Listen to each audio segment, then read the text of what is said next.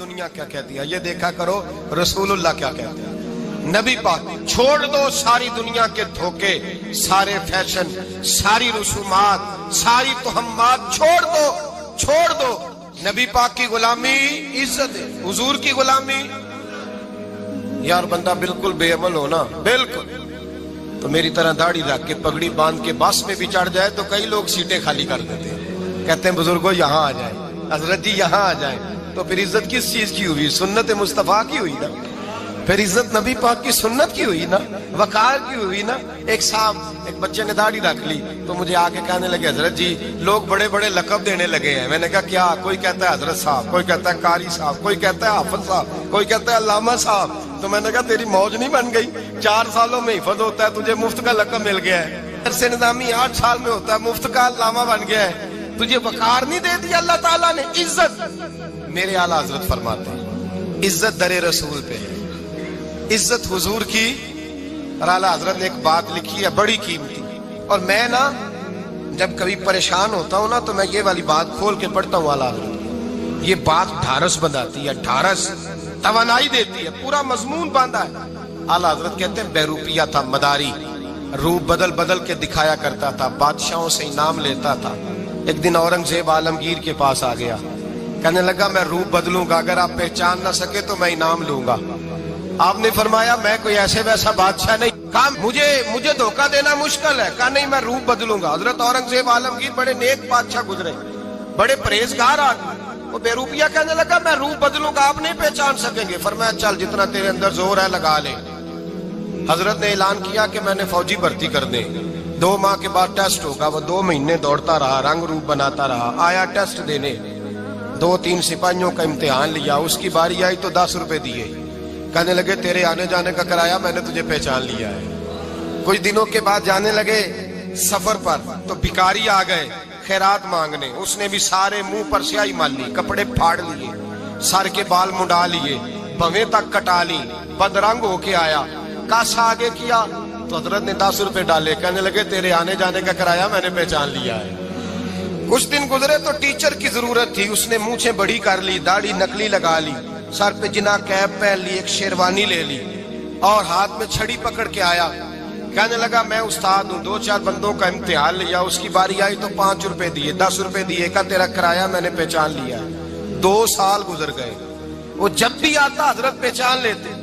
ایک دن سفر پہ جا رہے تھے، بہت بڑا لشکر تھا، جہاد کرنے جا رہے تھے اورنگزیب عالمگیر، تو دیکھا ایک پہاڑی ہے، پہاڑی پہ لوگ جا بھی رہے ہیں آ بھی رہے۔ اورنگزیب عالمگیر پوچھنے لگے یہاں کیا ہے؟ کہنے لگے ایک بابا جی بیٹھے ہیں دعا کرتے ہیں، اللہ کے نیک بندے ہیں۔ اورنگزیب کہنے لگے یار پرانے لوگ سارے ہی اللہ والوں کو مانتے ہیں، یہ بھی مصیبت آئی ہے جتنی نہیں آئی ہے، سارے لوگ ہی مانتے ہیں۔ کہنے لگے ذرا میں دعا نہ کرا لوں، اچھے کام جا رہا ہوں۔ اورنگزیب بادشاہ تھے، بادشاہ لوگ نازک مزاج ہوتے ہیں، گھوڑے سے اترے، بڑی مشکل سے پہاڑی پہ چڑھے، اوپر گئے تو لائن لگی ہے، بابا جی غار میں بیٹھے، کہنے لگے میں نے ملنا، میں اورنگزیب ہوں۔ انہوں نے کہا ہمارا بابا اس طرح کا پیر نہیں کہ امیر آئے تو رنگ اور ہو، غریب آئے تو اور ہو، یہاں اگر ملنا ہے تو لائن میں لگ جاؤ، سب ایک جیسے۔ اب لائن میں کھڑے ہو گئے، 50 آدمی آگے تھے، کہتے ہیں 51واں نمبر تھا، تھک گیا دھوپ میں کھڑا کھڑا۔ جب میں پہنچا غار کے دہانے تو میں نے بابا جی کے چہرے پہ نظر ڈالی تو بڑا نورانی چہرہ، بڑی خوبصورت لب و لہجہ۔ میں نے کہا میرے جیسا آدمی بھی پگڑی باندھ لے جو اچھا لگنے لگ جاتا ہے، بڑا خوبصورت انداز۔ کہتے ہیں میں ان کے پاس اتحیات کی حالت میں بیٹھ گیا، میں نے کہا حضور میں جا رہا ہوں جہاد کرنے، دعا کرنا۔ بزرگوں نے ہاتھ اٹھائے، اللہ اس کی مدد فرما، دین کو غلبہ عطا فرما، اسے دین کا سچا پکا سپاہی بنا۔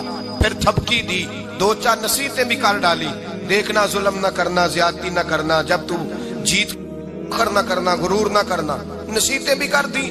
کہتے ہیں اب جب میں اٹھا تو 2-4 دینار بطور نذرانہ مسلح کے نیچے رکھے، اور الٹے قدم جب میں غار سے اترا انہوں نے رومال جھاڑا اور اٹھ کے کھڑے ہو گئے، کہنے لگے آج نہیں تو نے پہچانا، آج نہیں تو نے پہچانا، میرا انعام بنتا ہے، آج نہیں پہچانا، لا پیسے۔ اورنگزیب کہنے لگا یار تو نے حد کر دی، کہاں چڑھا کہاں کھڑا رہا، دھوپ میں تھک گیا، کمال کر دی بھائی تو نے، بتا تو کیا لے گا، اب تو دیکھ جلدی بتا، کتنے لوگ پیچھے دھوپ میں کھڑے ہیں، لشکر سارا کھڑا ہے، کیا لے گا؟ اس نے کہا سب سے قیمتی ہیرے وہ ہیں جو تیرے سر کے تاج میں لگے ہوئے ہیں، مجھے تیرا تاج چاہیے۔ او بھائیو سننا اور یاد رکھنا، میرے اعلیٰ حضرت کہتے ہیں بادشاہ نے سر کے اوپر سے تاج اتارا، بہروپیے کے قدموں میں رکھا اور کہنے لگے یہ لے، اور یہ تو تیرا مانگنے پر میں نے دیا ہے نا، میں واپس آتا ہوں تو آنا میں اپنی مرضی سے بھی تجھے دوں گا۔ تو نے اورنگزیب جیسے بندے کو دھوکہ دیا، آنا میں اس وقت بھی دوں گا۔ وہ دے کر بس بات ختم ہو گئی، حد ہو گئی۔ دے کر کہتے ہیں جب میں پلٹا نا واپس، بہروپیے نے آواز دی بادشاہ ٹھہر جا، تو میں نے پلٹ کے دیکھا تو کہنے لگے یہ اپنا تاج لے جا، اٹھا اور لے جا۔ میں نے کہا 2 سال بیت گئے تجھے محنت کرتے، آج قابو آیا تو لے جاؤں۔ کہنے لگا لے جا، مسئلہ سمجھ میں آ گیا۔ میں نے کہا مجھے بھی تو سمجھانا۔ کہتے ہیں وہ پھوٹ پھوٹ کے رویا، اس کی آنکھیں برس پڑی، سیلاب کی طرح آنسو بہ نکلے، تڑپا اور رو کے کہنے لگا بادشاہ میں نے جھوٹ موٹ رسول اللہ کی غلامی اختیار کی تھی، جھوٹ موٹ کی داڑھی، جھوٹ موٹ کی پگڑی، جھوٹ موٹ کا فقر، میں نے جھوٹ موٹ نبی پاک کا لباس پہنا ہے، تو تیرے جیسے بادشاہوں کے تاج میرے قدموں میں آ گئے ہیں۔ اگر میں سچ مچ رسول اللہ کا غلام بنوں گا تو اللہ کیا کچھ عطا فرمائے گا، اللہ کتنی نعمتوں سے نوازے گا۔ میرے اعلیٰ کیا فرماتے ہیں؟ اعلیٰ حضرت فرماتے ہیں فرشتے بھی کرتے ہیں تعظیم میری۔ کون جی؟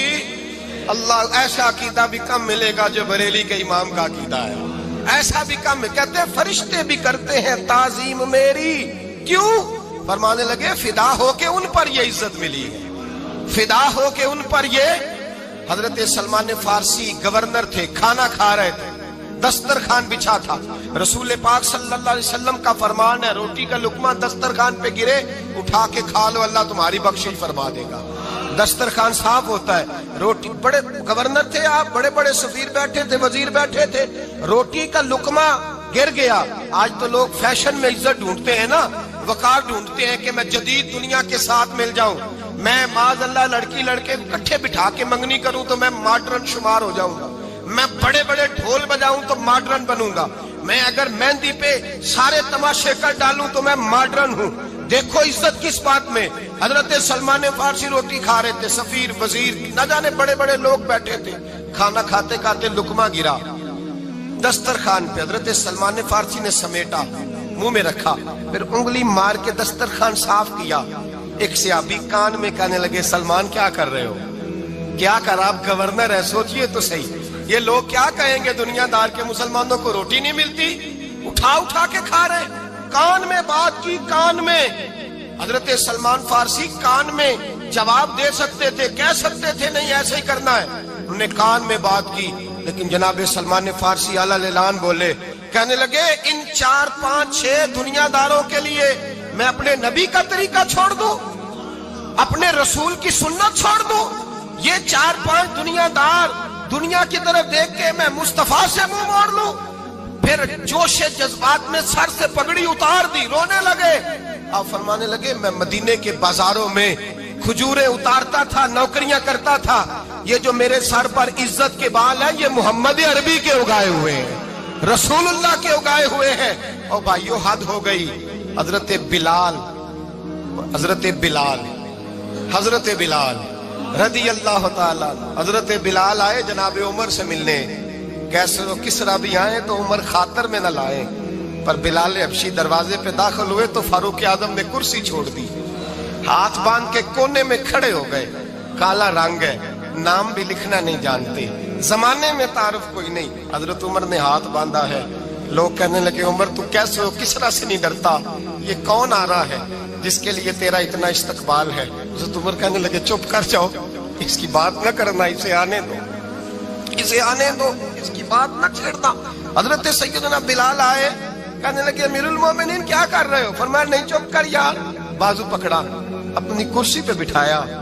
حضرت بلال کہنے لگے حضور میں غلام ہوں، مجھے تو طریقے بھی نہیں آتے ان کرسیوں پہ بیٹھنے کے، میں تو غریب ماں کا بیٹا، غلام باپ کی اولاد، سلیقہ، یہ آپ کیا کر رہے ہیں؟ تو حضرت عمر کہنے لگے بلال تھا تو غلام ہی، پر جب سے مصطفیٰ کا غلام بنا ہے تو ہمارا امام بن گیا ہے، اب تو امام ہے رسول اللہ کی امت کا۔ فرمایا وہ مجھے دن یاد ہے جب مکہ فتح ہوا تھا، بت ٹوٹ گئے تھے، بڑے بڑے سردار تھے، اور میرے نبی نے فرمایا بلال سے کہو کعبے کی چھت پہ چڑھ کے اذان دے. تو لوگوں نے کہا حضور یہ سارے جل گئے ہیں, کسی اور کی ڈیوٹی لگا دیں. حضور نے فرمایا چپ کرو. بدر میں مار کھا کے اذان پڑے تو بلال, احد میں پتھر برسے اذان پڑے تو بلال, تپتے صحراؤں میں پڑے تو بلال, ہر جگہ مار کھائے تو بلال. اور آج اگر اللہ نے عزت دی ہے تو میں لوگوں کو دیکھ کے بلال کو عزت نہ دوں؟